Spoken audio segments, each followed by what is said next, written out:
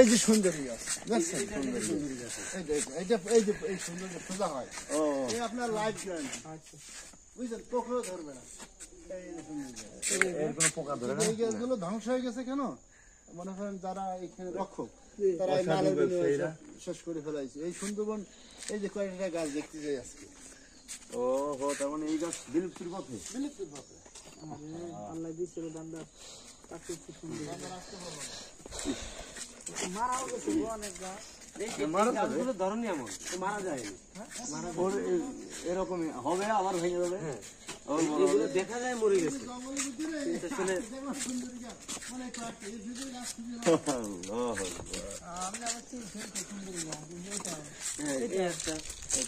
পাতার যে কালার হয়েছে মনে করা যাচ্ছে না যে গাছটা মরে যাবে, এর কোয়ালিটি এমন। এটা আল্লাহ একটা নিয়ামত, তাই না বলেন? যে দেখা যাবে মরে গেছে কিন্তু আসলে গাছটা জীবিত। এটাও তো সুন্দরী। হ্যাঁ,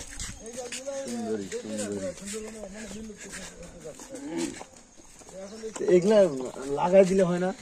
না, এইগুলা শুধু প্রাকৃতিক ভাবে হবে। জোয়ার ভাটার পানি যেখানে, জোয়ার ভাটার পানি যেখানে সেইখানে সম্ভব। নিয়ামতের যে পাবে, মনে করেন এই যে পাতা পচে বিভিন্ন দিতে, কিন্তু এটা এলাকা পর্যায়ে এতটা ভালো হয় না।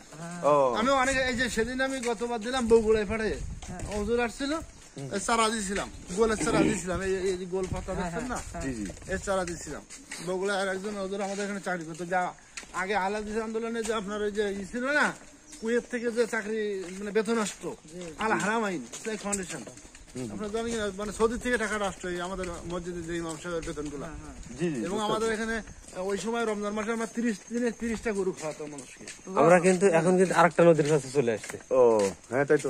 ওই সাইডে একটা নদী দেখলাম, এই সাইডে কিন্তু একটা নদী, এটাও কিন্তু সুন্দরবন। না, আমরা এই সাইডে বেরিয়ে যাবো। এনে যাওয়া যায়? আসেন, বের হয়ে চলে যায়। হরিণ পাবো কোথায়?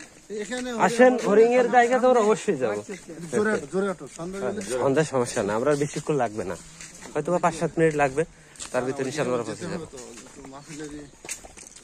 দেখছেন কি সুন্দর জিনিস, এগুলো ধ্বংস হয়ে যাচ্ছে কেন জানেন? অসাধু ব্যক্তিরা চাকরির কারণে। সকল ডিপার্টমেন্টে একই অবস্থা, সবখানে দুর্নীতি, অযোগ্য ব্যক্তিরাই মানে দেশ শেষ করে ফেলো। দুর্নীতি, অবাচারে কোটি কোটি টাকার সম্পদ। এবং এখানে যে সম্পদ আল্লাহ দিয়েছে, এটা যদি সুষ্ঠু ব্যবহার করে জনগণের পক্ষে ই করা হতো, তাহলে জনগণের অভাব থাকতো। গত কয়েকদিন আগে আমি একটা বই কিনলাম খুলনার থেকে, যে উনি লিখছে টিস্যুর ব্যাপারে। পরিবেশটা যেখানে দেখা গেল এখানে তো এখন কাটার কোনো পরিবেশ নেই, এই তো কন্টিনিউ লোক আসছে, টিস্যু ব্যয় হচ্ছে, মানুষ আসতেছে দেখতেছে, এই জন্য কিন্তু যদি পানি ব্যবহার পরিবেশটা একটু তাহলে এই টাকাটা আমাদের বেঁচে যেত। মানে এরকম হাজারো অবস্থায় আমাদের দ্বারা হচ্ছে। আমরা তো আমাদের পার্শ্ববর্তী যারা মাঝাবি তারা কি বলে, আমাদের উজু হয় না, কুলুপ না নিলে উজু হয় না।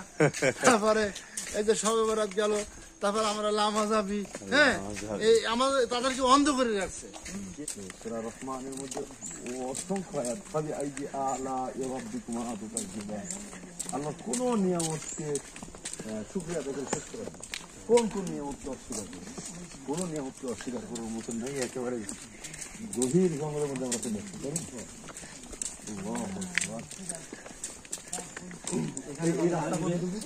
আমরা এইখান থেকে যাবো, এইভাবে ঘুরে আবার ওই সাইডে, মানে এর ভিতরে সম্পূর্ণ জঙ্গল, এদিকে জঙ্গল, ওইদিকে, মানে সব দিকে জঙ্গল। এখন আমাদের ভিতরে বর্তমানে আমরা যেখানে আছি এটা হচ্ছে পুরো জঙ্গলের ভিতরে, মানে না কোনো কিনার।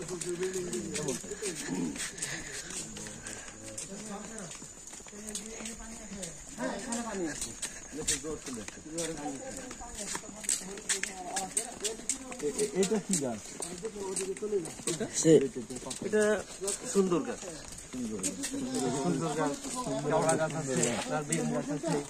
বিভিন্ন গাছের তো নাম আসলে আমার সেভাবে জানা নেই, এগুলো সব সুন্দর। ওই যে পানি ওইখানে আছে, এখন হচ্ছে যে শুকনো মৌসুম, চৈত্র মাস, বৈশাখ মাস,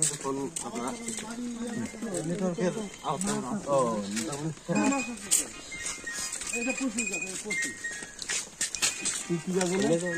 প্রচুর গাছ, প্রচুর। এটা গোল পাতা গাছ, এই যে গোল পাতা। সুন্দরবন ঘুরতেছি, ঘর ঘুরতে গেছি, সত্য হয়।